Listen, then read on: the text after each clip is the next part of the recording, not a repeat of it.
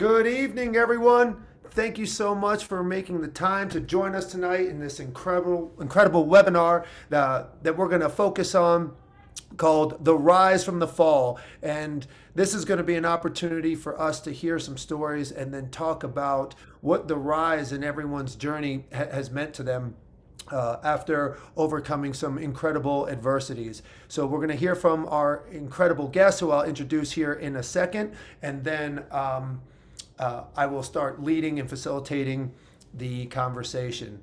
So if for everyone who doesn't know me, I'm Harrison Bernstein, founder and executive director of Soldiers To Sidelines, and I am just honored that everybody has made the time to join us tonight. And with us tonight on our panel is one, Sean Maloney. Sean is the USA Lacrosse regional manager and plays for and runs a wheelchair lacrosse team in Colorado called the Rolling Mammoth. And last month they won the championship. So that was pretty awesome to see.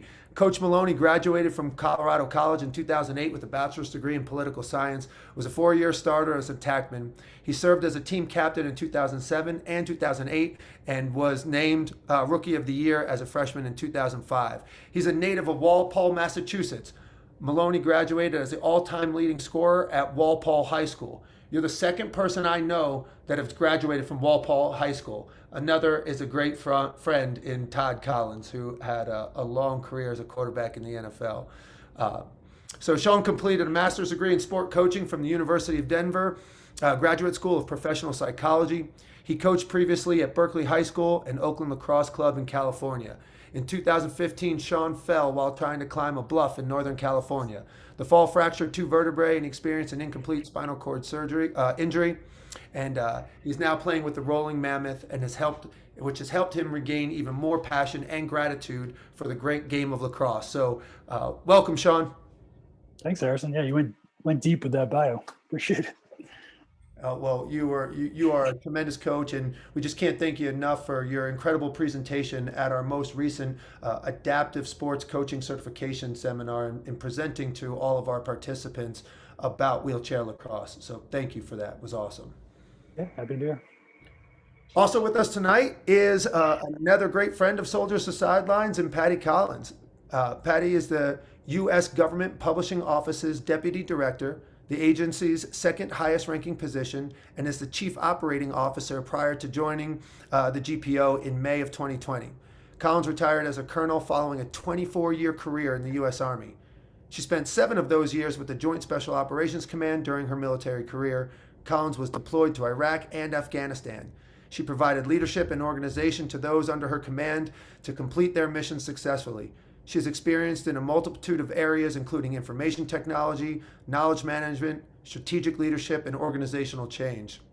A pioneer in her field, Collins is one of a small number of women to serve in special operations and was the first woman in the Department of Defense to complete the military freefall jump master course. In 2006, following her return to Fort Bragg, North Carolina from Iraq, she was hit by a car while riding her bike to work. The injury was so severe that Collins elected to have her leg amputated below the knee.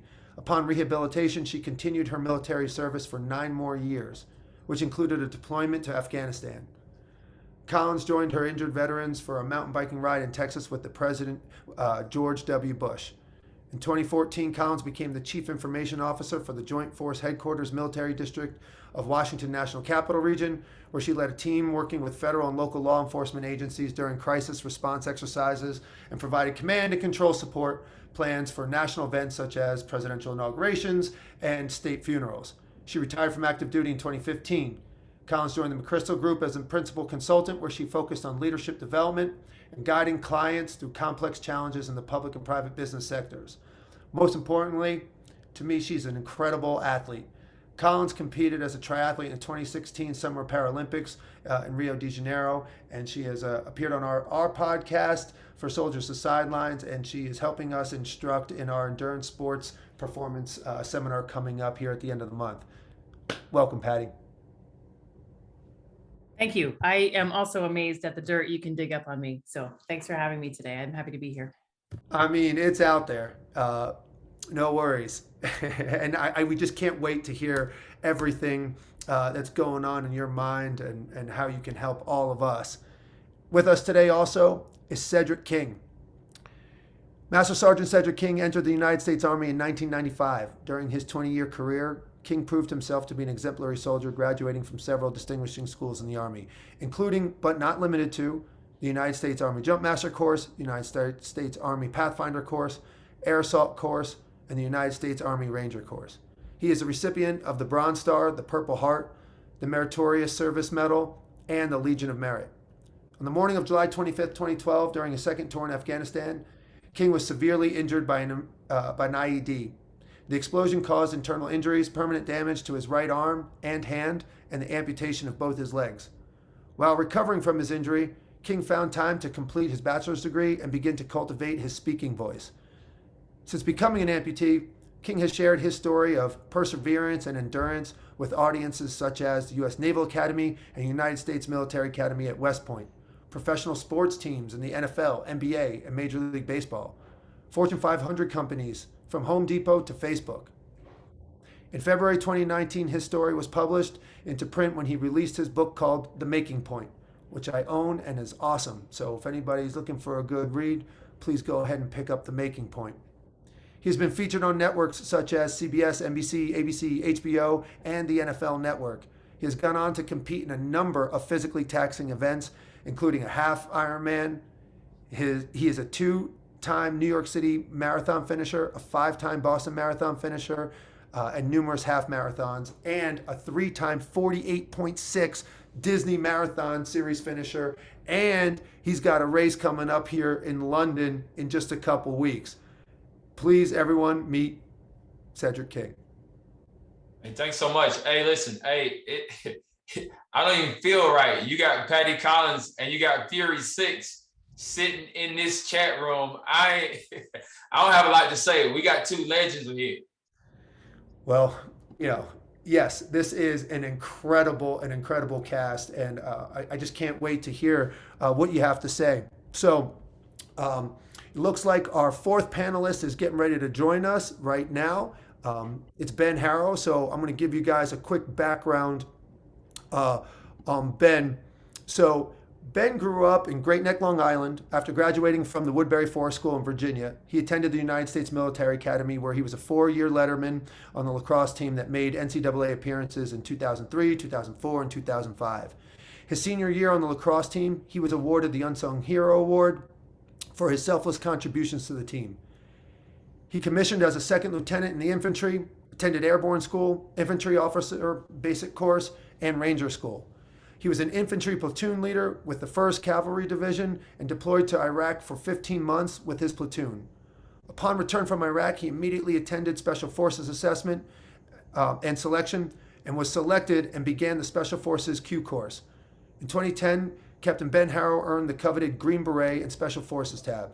He was a Special Forces Detachment Commander and led 2 separate operational detachment alphas on deployments to Afghanistan, supporting Combined Joint Special Operations Task Force in Afghanistan. On May 15, 2012, Captain Harrow stepped on an IED, resulting in the amputation of both his legs above the knee, 2 fingers on his right hand, as well as other injuries. During his recovery, he refused to give in to his circumstances, and by his own ingenuity, he discovered a medical procedure to not only get himself up and walking, but other wounded service members as well. He is currently president of PAMJets, a private aviation aircraft management company. Captain Harrow was awarded 3 Bronze Stars, a Purple Heart, amongst other awards and accommodations. So, if Ben is in the room, please welcome Coach Ben Harrow. All right, I think he's still working on the buttons to get in here at the moment. But when he does, he will be right in here. And hey, we're going to start the conversation right now, folks. And I'm going to start this with a quote that I found from Les Brown. And we always hear quotes about falling down and getting back up. And this whole theme for tonight is the rise from the fall. The quote from Les is, "If life knocks you down, try to land on your back. Because if you can look up, you can get up. And if you can get up, you can stand up. And if you can stand up, you can fight for your dream once again. You have something special. You have greatness within you." And everybody on this call tonight does have greatness within them. And we want to hear about your journey in rising from the fall. So I'm going to start this off with you, Sean, Coach Maloney. I ask you, how has your journey along your rise influenced your leadership and coaching practice? Great question. Yeah, thanks, Harrison. So as a coach, before my injury, I was an athlete before my injury. It was something I was always super passionate about.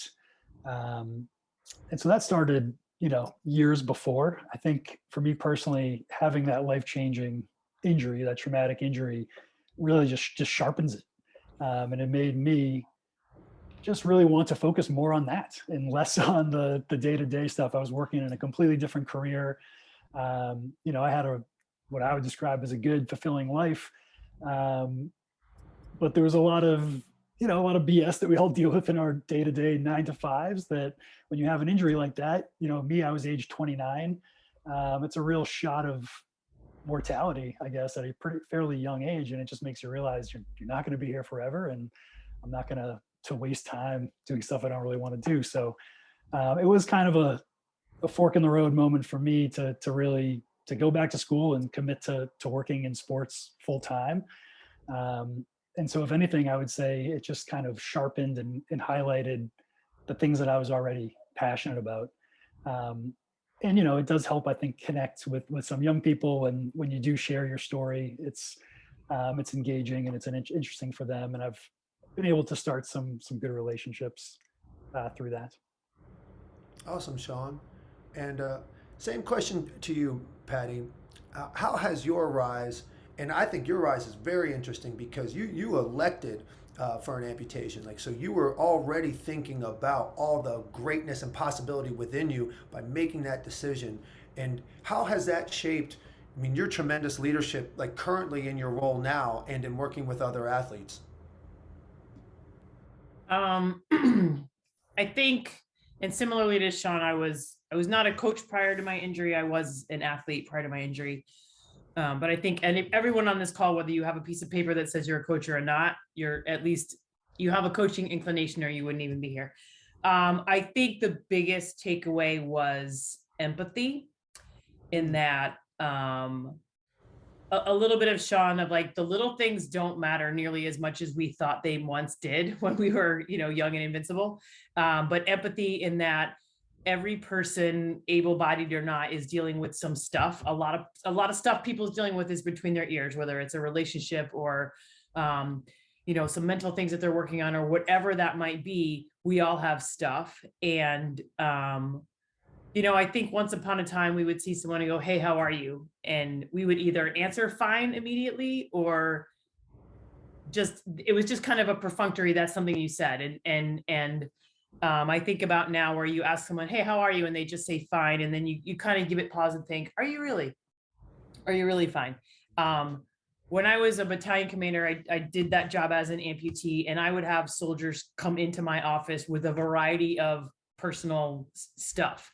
And my sergeant major used to get super annoyed. He's like, "Why are they coming straight to you? Why aren't they going to their chain of command, blah, blah, blah." And I was like, "Hey, I honestly think they come to me because they look at me and they see, you have probably been through something significant mentally and physically. Maybe you can understand or help me understand whatever stuff I'm going through." Right. So I would listen, direct them toward resources, and then obviously close the loop with their leadership. But I think I am more empathetic to people because everyone is struggling with something in their life right now. And full disclosure, and I'm not proud of it, that is not the person I was before my injury. So, Patty, when I hear you, you overtly say that you're more empathetic now and you're leading with empathy. But what I also heard is you have this ability to bring out the empathy in others, right? It's almost like you said people are coming to you because they feel like they can connect with you. That's somehow you are coaching them to a point of vulnerability to make these connections to help them on their rise. Yeah, I would agree with that. And I think the other part of it is the mental side of sport, life, whatever, became so much more important post injury. And I think part of it was moving into elite athletics is you're not just going to get it by going and doing the workout. There's so much more to your why and what's going on between your ears, and that your mind is so much stronger than your body for the good and sometimes for the not good. So wrapping your mind around what does mental wellness and mental fitness look like became much more important to me. Awesome, Patty. And Ben, so great that you're here. While you were logging in, we gave the audience a big background on, everything that you've accomplished and where you are. And I don't know how much you've actually heard, but the whole theme tonight is about the rise from the fall. And the question that Sean and Patty just started us off with was, how has the journey of your rise influenced your leadership and coaching practice at work and with other athletes? I think it's very similar to what Patty was talking about in terms of empathy and being able to relate, just with the simple fact that everybody's going through something. You could be a stud on the field, but at the end of the day, I mean, you still got issues off field, whether they're big or small. Now quasi coaching, more of the director front office role for my son's soccer club, not just for his U13, but the pro guys too. There's some kids that like I see them out on the field and they're like the next Neymar, and like literally they've only been in Florida for like a month, just off the boat from Brazil. But they go home and they have issues, and you need to be able to like relate to that. And I think being an amputee and just going through all the tough stuff that I have with my own struggles, you come to learn that and kind of realize that and able to relate with your players. Awesome. Thanks, Ben. Ced, what are your thoughts on and your reaction to everything you just heard in this question? This is a great question. Just today, I'm helping a group of kids it's cross country season. And I show up before the coach shows up, right? And I'm there to kind of like, help out, there. And when I show up, the kids don't know that I'm there to kind of like, guide them a little bit. Sure enough, I'm just seeing them and they're out there just dogging it. They're out there just, all right, high knees, the whatever it is like you do. General Menace now used to have us do these little exercises, these do-si-dos where you do like the front leg, back leg. I don't even know what you call them, but they're out there doing it and they're just going through the motions. And I'm just taking mental notes.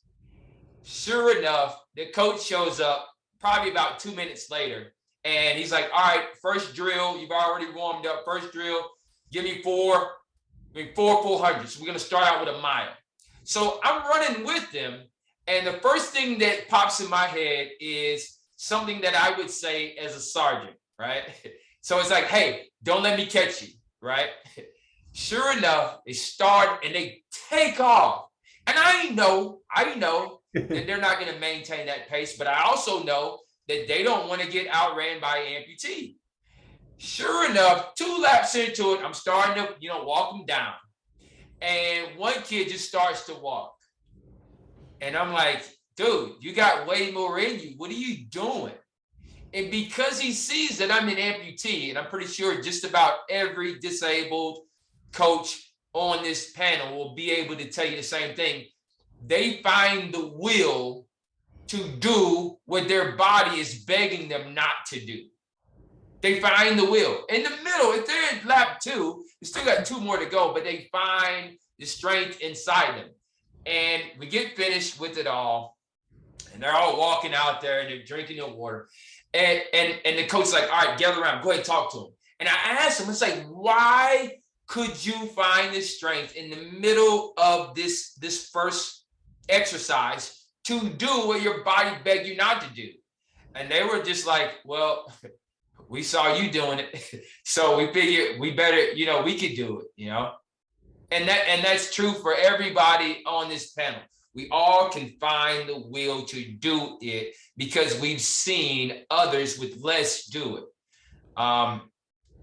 Ben Harrell might not even know this, but when I first got to Bethesda, I saw this dude doing exercises. And I was like, I got to get my life together. This guy right here is doing his thing. I got to get my life together. The guy is playing sled hockey or he's doing something. I was like, man, I really got to get my life together. I found strength inside me because he was doing things that just were routine by that point. And it's just amazing. What we can bring out of people because we are challenge athletes. I'm going to start using that on my LinkedIn page. I motivated Cedric King. Bro, you had me. You had me down for about a week. I was like, this. Oh, that's so awesome. So, Ben, in hearing said, and what a wonderful response. You just came off the field yourself, weren't you? You were just coaching, right? Yeah. So I help coach. Like I said, I'm kind of like the assistant coach. I let the head coach do their thing. I don't want to be the helicopter parent, or, more as from like the director standpoint, micromanaging. But yeah, I still help out at the youth level with my son's soccer team. Awesome. Yeah. So we're going to come back to that and hear, a little bit about how all of your experiences, and we're going to talk about this from everybody and your rise in leadership and how now that's playing out on these fields, right? On these tracks. And I just got to take a moment here just to recognize, everybody that is in attendance tonight. Like, just thank you so much for taking the time, because, we do this together. Like Ced King was just talking about, he's like, we inspire each other. It's the greatness within us. And when we get together on these calls, we all rise. And Ced gave a shout out. I don't even know if you know, but General Menace is here in the room. Did you know that? Yeah. Yeah. And it's so great because when I hear that, and General, I'm so glad you're here, because that just happened. That evolved from this call where, General, you're coaching Ced King years ago, and now he's referring to a very specific instance that you had with him, and it's clearly inspired him on his rise. And we're all doing this together. Like, I don't know who's coaching who, really. This guy was a brigade commander. Yeah, Ced was. He was a brigade commander outrunning platoon sergeants. No. You were. I can remember distinctly. There were several 5-mile tempos we did. Patricia, you'd be proud to know this guy was burning it down. The same thing he did with those soldiers. You do with me. Come on, sir. You can't catch me. Come on. And he at that time he was. What you said? You were well under 6-minute pace, right? We were getting it. We were getting it. But you were right there. And that's the thing. I'm pretty sure every single soldier on this line cannot take credit for the leader that they turn out to be, because we were just emulating the leaders that came before us. It's almost like we get to copy off their paper when it's time to take the test. So all the answers because you've seen them all. Yes. Yes, and another example of the small world and people being on this call is a brand new great friend in my life, real quick, is a guy named Mark Hoffmeister, who's on the call, who actually is long time friends with Patty. And I knew each of them individually, and to see them coming together and going through sports and being involved in coaching right now is it's such an inspiration. Like, this is what it's about, right? It's we all rising together because we all coach each other. And sports just has a big influence on our lives. And so I turn that over to you, Patty. Like, how has sports influenced you during this rise? Like you said, you were an athlete first, so clearly it was a big part of your life. But then you make this decision to amputate and then go from there. And what role did sports have within your life for making that decision? Yeah. I will say that sports has always been a big part of my life. And I'm going to tell you a little bit about sports not becoming a bad part of my life, but upon my injury, I realized, or I was stuck in this funk of sports, and my ability to be able to hang with the guys was my identity. Right. And so, I was working in a special mission unit when I got hit by a car a mile and a half from my office. That was kind of a bummer.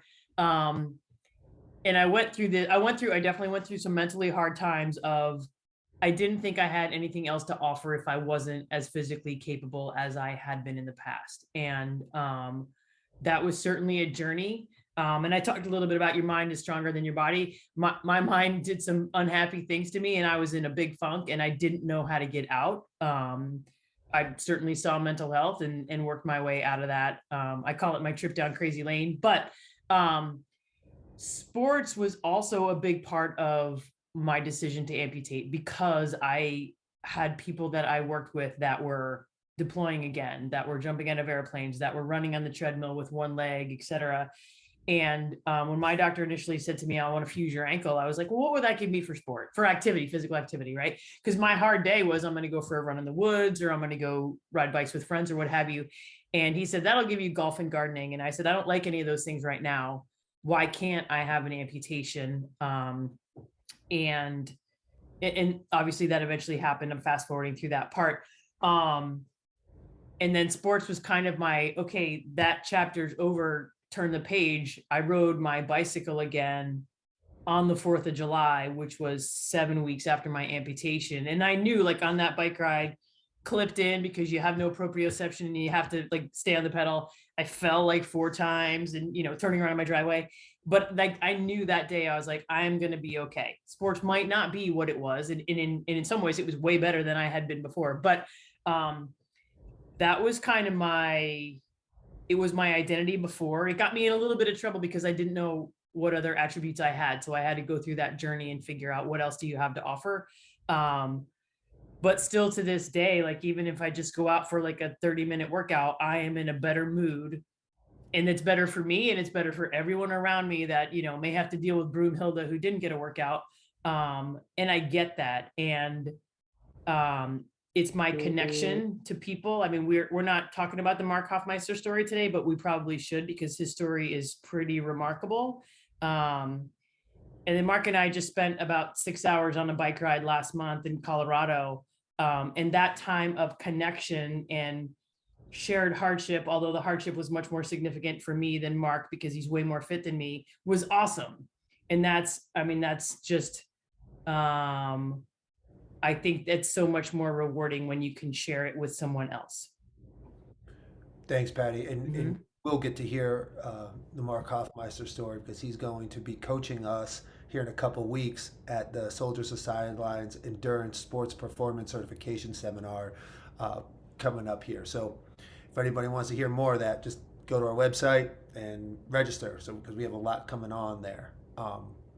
Hey, so Ben, sports, right? You know, we heard how you were just doing all these incredible exercises and inspired Ced King to do all the incredible stuff that he's done in his life now. How was sports ruminating in your mind as you were ascending in your rise? Yeah, so I mean, sports played such a critical role in who I am today. I mean, not just, you know, injuries aside and how it helped me recover, but, you know, I was growing up, I played everything, mostly hockey. And then obviously got more into lacrosse, played lacrosse at school, and that was my thing. And then, you know, post-injury, they wanted, you know, they'd say, hey, what did you do, you know, playing sports before? And I told them, you know, I played lacrosse and hockey, et cetera. And, you know, at first I kind of poo-pooed the whole idea of getting back on the ice, playing sled hockey. And I kind of sucked on my ego a little bit and went out there and got back on the ice. And you know, for me, it was a big impact, or a very big factor for me, because not only from like the physical aspect of, you know, obviously exercise and rehab and that whole spiel, but, you know, like mentally, like just being athletic, being a competitor again. And, you know, especially hockey, growing up, and that was like my first love. It's the same sheet of ice, whether you have legs or no legs. The goal is still 4x6, whether you have legs or no legs. It's still 5-on-5, full contact, legs or no legs. And it was, you know, this constant, this same thing, you know, I knew me, but same sport. And it was just the same, it gave me the same kind of drive. And I was able to kind of relearn that self-confidence that we have as an athlete, especially at, you know, at that top tier level. And Yeah, it was real big for me. And, I preach it to this day, how important it is to be an athlete. I see it down here in South Florida, especially because name the sport, you could play it 365 days of the year, even ice hockey. And sometimes, especially more now than I feel like when I was growing up, kids are like becoming, I'm a baseball player at 9 years old, and they're just throwing a baseball 7 days a week, or I play basketball and that's all they do. And they're not learning to be an athlete. And I think that's a big important thing of just being resilient, as that piece of, that big character piece that I had, just not only, through my athletic career, but obviously what I did as an SF guy and everything else and getting injured, is that resiliency piece and that mental toughness. And you learn that being an athlete. You just don't learn that playing one sport. So that's my piece on sports and athletics. I share the same sentiment. When I hear you and Ced and Patty and Sean talk, it's the physicality, the fitness, the running. It helps our minds. It makes us better. It's like this mind, body, spirit connection that kind of fuels the rise, right? And it's like we're doing something almost beyond ourselves, and it enables us to connect with ourselves because we're in sport. And it's just really powerful. And so when you hear, Sean, when you hear that, like how has sport influenced you? Because you are now taking over a sports team, and this is your vocation now. Yeah, I mean, for somebody living with a disability that I know is a lifelong thing, I'll say, echoing everything everybody else has said, but just adding that it's helped me embrace my disability and connect with peers and people who are in a similar situation. But at the same time, I know that, like, when I show up to practice, that might be the one time all week where my injury is not, no one cares. Like, my injury is not the elephant in the room, right? I'm not going to be treated any differently with everybody else, my teammates that are just there to play, right? And I think that's especially important, as Ben was saying, like in the early days following an injury, it's really easy to kind of isolate yourself, to not make outreach. I mean, I remember probably like for the first almost 2 years, almost every conversation you have, somebody's asking you about your injury, right? Because I don't blame them. They mean very well. They want to know that you're doing well and how the recovery is going, et cetera, et cetera. But it's pretty exhausting to have that conversation over and over and over and over. And so just like the freedom and joy to be able to show up and just play, right? And not have this nagging thing in the back of your mind is pretty beautiful, frankly. And like I said, just the peer support, especially in a team sport, there's the physical benefits, but the mental benefits of being able to, like, not just be okay with my disability, but really embrace it and be an athlete. And like Ben said, still being able to go fast and hit people and do all the things you like to do. It's just, you got a fancy new piece of equipment that's a wheelchair now, and that's how I was. Honestly, I'm able to walk with my spinal cord injury. I kind of crip around with a cane, I like to say. And so I was hesitant initially to get back in the wheelchair, right? Because there's a stigma around using a wheelchair. But once I started seeing that as like just a piece of equipment, like it's a pretty cool titanium, like fast, like it allows me to go fast, which I can't do on my own, right? And that was, again, a whole mental shift that wouldn't have happened unless I was playing sports, to go from like, oh, I'm confined to a wheelchair, to, oh no, this actually allows me to move better and to have fun and to be a part of a community. Is a big shift. Yeah, thanks, Sean. I just hear you saying, like, the participation in sport is the rise, right? It's the journey, and I hear you talking about the relationship with your equipment, and I just think about even me, like playing baseball, like the connection I had with my baseball mitt was just like a big thing, and now you have all this other stuff, and I want to expand upon that. And before I actually want to ask you about your relationship with your equipment in sports. But before you answer, I want to just let everybody know on the call now, I'm going to turn it over to questions from you. So if you want to ask any of the panelists anything, just put a question mark in the chat. I'll see it and I'll ask you to unmute yourself, and then we'll start this dialogue. So as you're thinking about questions for our panelists, Ced King, what's your relationship with your equipment right now? Yeah, my relationship with the equipment, it kind of goes like this. It's I walk on prosthetics. The truth of the matter is, I really don't even know if I even care about that they're prosthetics versus not prosthetics. I think more than anything, I don't look at it as a I don't look at them as prosthetics. I just look at them as a pair of legs that I got to get the job done. I think this rise back to me being an athlete or getting back to where I was before. It's probably a two-step process. Number one, I looked at it like I wasn't a victim. I'm not a victim. This isn't happening because I did something wrong or I'm some sort of like pity case. I think maybe that's the first step in it, and looking at yourself is like, hey, this happened.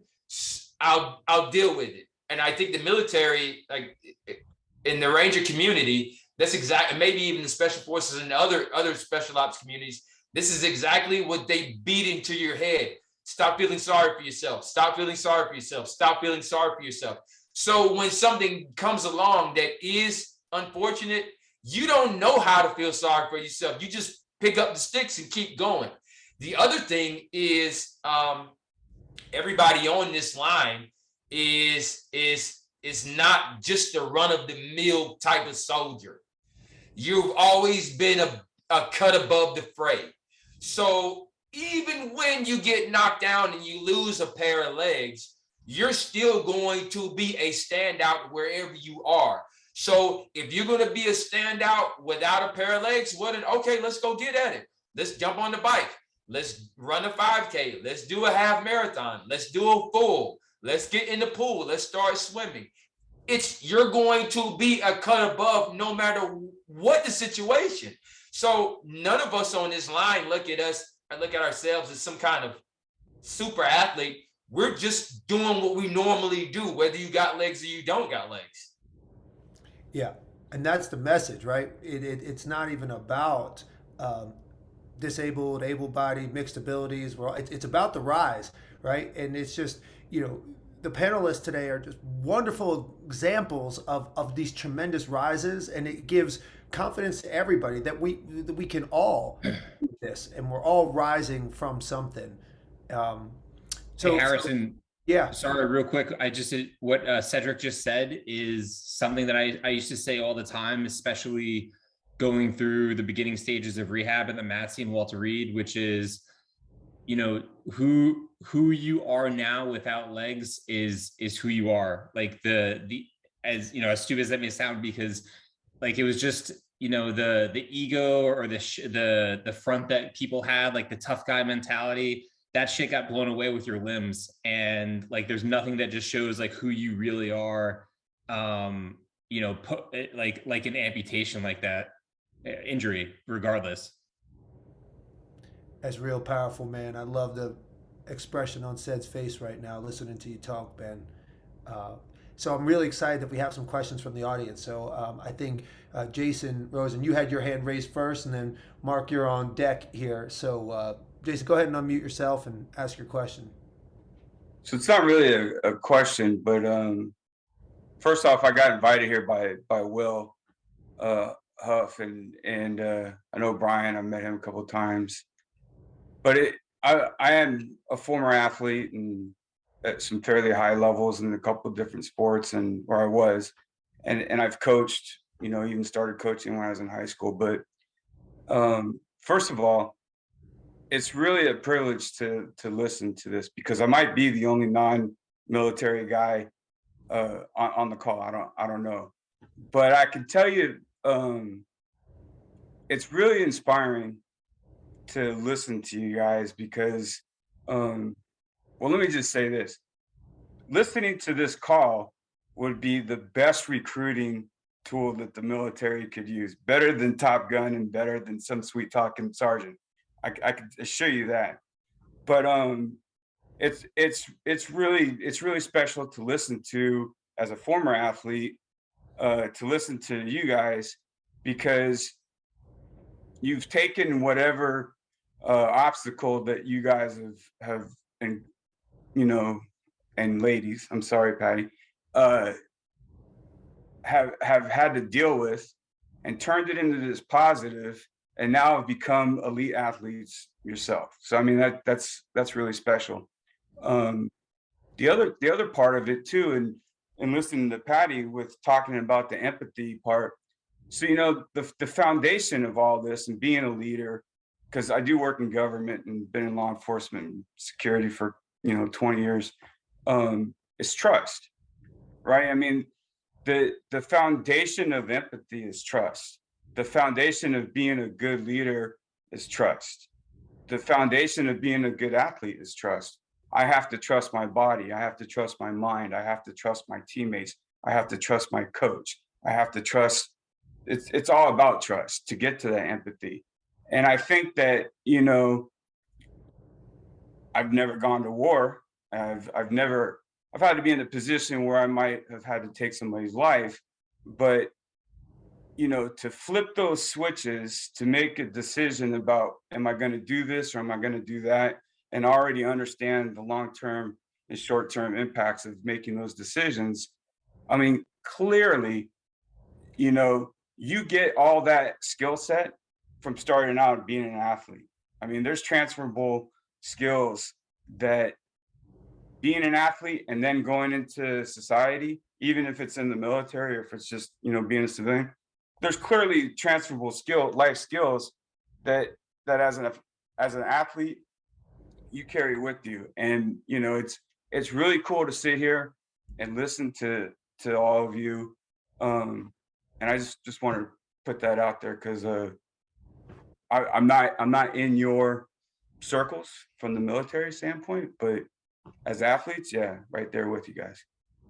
Thanks for sharing, Jason. And I really loved your comment about this call being such a great recruiting tool for the military. And the best part is our panelists are out on the fields coaching right now, influencing all those kids to do all these great things, and they get to share their stories about this military experience and all the unbelievable things that those kids can accomplish by looking up to these tremendous warriors. And just imagine if we had 10,000 soldier coaches in our communities representing these values and these experiences. I mean, that could have a tremendous impact and ripple effect on our society. So thanks, Jason. Mark, your hand's raised. Thanks, Harrison. Thanks, coaches. Awesome presentation here going on. And, Ben said, you guys are nailing it. It's exactly the kind of words that are important for many of our newly injured warriors who are dealing with it. Just for background, I just left service in the summer, and I'm now the director of adaptive sports for Wounded Warrior Project. And we are reinvigorating that program. So, both of you, I would like to lean on to come and talk to some of our guys, because I want to flip the script of the conversation a little bit. You warriors are self-motivated, you're proactive, you're driven, you're, like all of us, you're AAA, and you're gonna take down any target that comes up in front of you. I deal with the guys who we are struggling to get them out of the room because they can't redefine that new normal. They can't figure out how to function. They're scared to step into the fight again. So I would love to hear some of your thoughts, not only on just getting somebody to re-enter the arena, but what do you think some of the key things are to really keep them engaged and guide them along the journey to becoming athletes again? Well, I'll kick it off. I don't think that there's any sort of like magic recipe for it, but I do think, just from my own personal experience with it, is that it is a kind of baby step process. But when they're able to kind of like realize it, it kind of just like, it's like a flip switching. And I can go back to like one of my most fondest memories at the hospital when I was like really first still injured and inpatient. The biggest thing is like that self-confidence that we all talk about, like, and how we have that from sports, and being able to find that self-confidence. I think that's like the biggest piece where that switch flips. here I am, like a young 30-year-old Green Beret, West Point grad. I got all the tabs and all that. But I just remember, after getting injured, my inpatient nurse took me down to the MATC, and then she had to leave, and she's like, "Hey, you can find your way back to the fourth floor. I gotta go." And it was like this almost like panic of like, wait, I have to walk. I have to, use my Dr. Evil wheelchair at the time because I was still so banged up. I had like an automatic wheelchair. I have to drive myself back to, I don't know where, how do I go where? And I was like, and it was kind of this like, oh fuck moment. But I had to, pick myself up and figure it out. And looking back, it sounds so stupid. Like, yeah, you just go back from the MATC to the fourth floor of the hospital. What's so hard about that? But at the time, it's like my entire life was like shaken and like turned upside down. So to be told that I had to go back to the fourth floor by myself was like, whoa. So I'd say it's that process. It's like a baby step process, but being able to show them that like self-confidence piece and like learn that self-confidence again, that's probably a big thing. Thanks, Ben. That's a great answer. Patty, do you have thoughts there on Mark's question? Yeah. I really think it is all about community. And Mark, you and I have talked a little bit about this. So I'm I'm validating what you already say. Mental health is so much a part of having the confidence to put your foot in the ring. And I think they have to happen together. There has to be the mental health support structure in addition to the physical rehabilitative support structure almost at the same time. I also think I did not rehab through Walter Reed. I rehabbed at my own unit organization. I think rehab organizations like warrior transition units or battalions or whatever they're calling them these days, I think they can be a phenomenal thing because there's a natural peer pressure to get at the gym and see who's doing what. And, oh my gosh, look what Cedric just did today. I want to go and do that. Right. That's not the right thing for everyone, because also as much as you have those examples, you also have the examples of, I want free tickets to a baseball game and dinner and whatever other nonsense, and woe is me, and what are all the things that I am entitled to. So there's pluses and minuses, but I think it's really putting that person in a community where they are supported and encouraged to dip their toes in the water to try something new. None of it's easy, obviously, but I think when you're in an environment with people that you trust to start, I think you're much more inclined to do it than just say, oh, I can do this on my own. I can't do it on my own. I'm much more effective with training pals. Awesome. Thanks, Patty. General Menace, you have your hand raised. Would you like to ask your question? Yeah, I think for the group, and certainly my experience with a lot of different folks in similar situations that I heard from some of our awesome coaches here. I think, certainly the after inspiration of Ben, what you talk about, but I think, what we owe as coaches, back to what you're maybe talking about, Harrison, is people I'm looking at, again, the guys and gals I know in this thing, we're already strong. They're already competing. They already understood how to overcome. And where I think we need, continued emphasis for all of my soldiers is that if I can give them that before, as said, right? So you and I competed all the time, right? Ben, you're an athlete, competed. Patricia, you did that. So the advantage of having sports in your life, ability to coach before you have something bad, I think is ridiculously important to then moving forward because what I see is that if the guys and gals don't have that skill, trying to bring them up afterwards is very difficult. Travis Mills, 482, that kid's bigger than life. I'm just telling you, and I told a story the other day. I was on patrol with that guy. We got off a dicey mission. He's singing All-American chorus to me. I'm giving him a big hike. He was already bigger than life.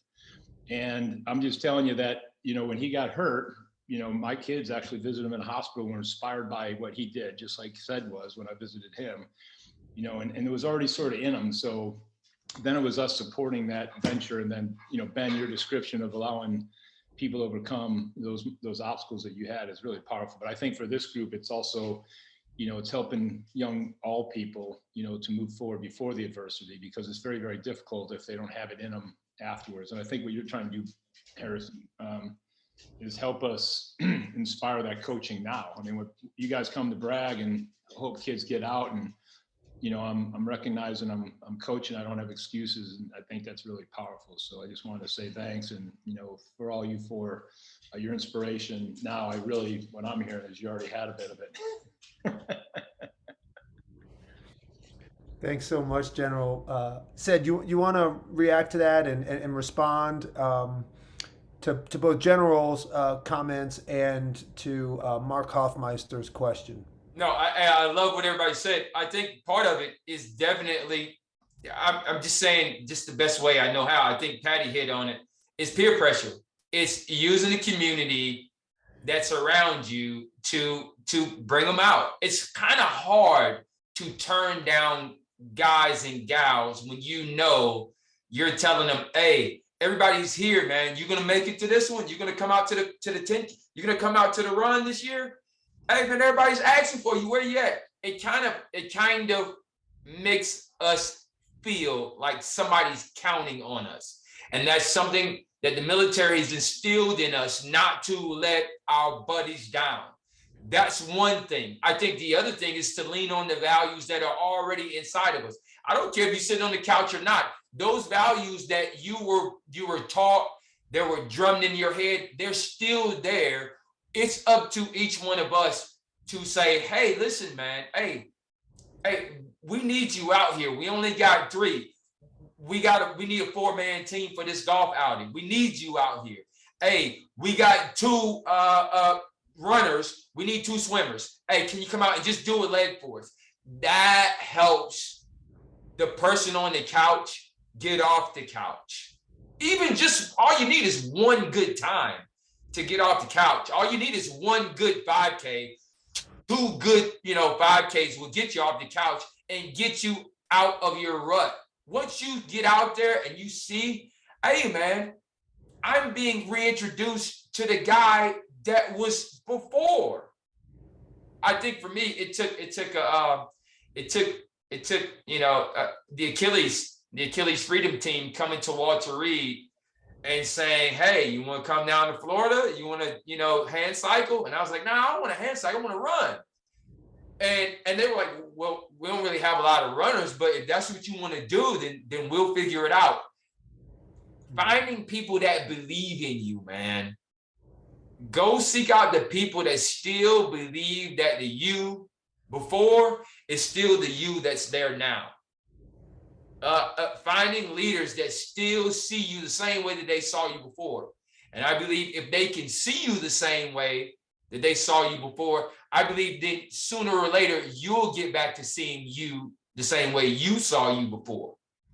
I think that was one of the things. My wife and my daughters, they never stopped looking at me any different, with legs or without legs. My daughters were looking for me to give them piggyback rides without legs. I was like, hey, look, I'll try. That's a tall order, but I'll try. And that community component is so powerful. Having people believe in you the way that they did before, and having people expect things the way that they expected things before. That way, we're not letting people off the hook. We know you got it in you, and we expect you to bring it out. If not now, then tomorrow. Let's start setting some goals, You defined it, Ced. That's what being a coach is, and that's what our charge is, right? To believe in the people that we're leading, to be there for them and hold them to account, and teach them how to hold each other to account, right? And everybody on this call can do that, whether we're coaching sports or just coaching our kids or just going to work. I mean, we are coaches every single day, every aspect of our life, and it's a powerful message. And as we close out the hour here, Patty, I saw your hand up for a quick second there, and then you put something in the chat. So you get the last words of the webinar tonight. And Thank you. over to you. And this is kind of in response to Brian's comments, and then for the group, because you hit upon it, like you really can train resilience prior to trauma. The University of Pennsylvania has a positive psychology program that was very involved in when the Army came out with comprehensive soldier fitness. And if you look at that material, it's really pretty valuable. The Marines have done a lot of studies on this, it's things that make so much sense. It is, do I have a common network? Do I have a social circle of friends? Do I believe that I am part of something bigger than myself? Do I have a physically active lifestyle? And if those three things are yes, yes, yes, when that person experiences a trauma or traumatic event, they're going to be okay. They may, did I have hard times? Absolutely. Did I cry on a therapist's couch? You bet, lots of tissues. But, like anyone else here, you're able to work through it and rise from it and not continue to spiral down. And so I think talking about, and Mark, we've talked about this, mental health wellness and mental health training, which we never really talk about. Like, we go for a run to get strong, we do push-ups to get strong. There is mental health training that we could and should all be doing, so that when bad things happen to us, whatever that might be, we're prepared to respond and react appropriately. If I can just piggyback, Patty, there's one phrase I've heard from a physical therapist that had really helped me was that the healing is not linear. And so to Mark's question, just helping them understand that it's not going to be this perfectly straight line where you get a little bit better every day, like we're taught athletes do. It's this, and accepting that, I think is step one, at least for me personally. And as athletes, sometimes, we put up that hardness where we don't want to have bad days or admit that we've had bad days. But like Patty said, doing that mental work and understanding that process is, huge. Yeah. So, folks, as we're at the end of the hour here, let's continue the conversation, right? Soldiers to Sidelines, we have so many awesome things coming up here. Like we mentioned, Patty and Mark are both going to be instructing at our upcoming Endurance Sports Performance Certification Seminar here in a couple weeks. And then at the end of October, beginning of November, we're doing our football coaching certification seminar. So that's going to be awesome. It's in conjunction with the New York Jets. And then November 4th through the 6th, we're doing a live coaching workshop in person. And we're going to be at the New York Jets training facility. And they're giving us all free tickets to their salute to service game against the Bills. So if you can get there, we'd love to have you. Once you're there, like all the food and drinks and stuff is free. Everything is free. Just come on. And these are the conversations we have, and we'll continue it to grow. Then after that, in December, we're doing a Lacrosse coaching certification seminar, and that's taking us into the new year. And we're going to have several more of these webinars. So not only do we invite you to keep coming back to this and engage, but bring friends, spread the word. Let's get the tribe a little bit bigger, because all of us, it is our responsibility to coach the rise in everyone else that we interact with. So when we leave here, whether we're going back to work or to our families or even to our sports teams, let's continue the conversation and model what the rise should look like. Thanks, everybody, and I can't wait to see you all very, very soon. Night, everyone.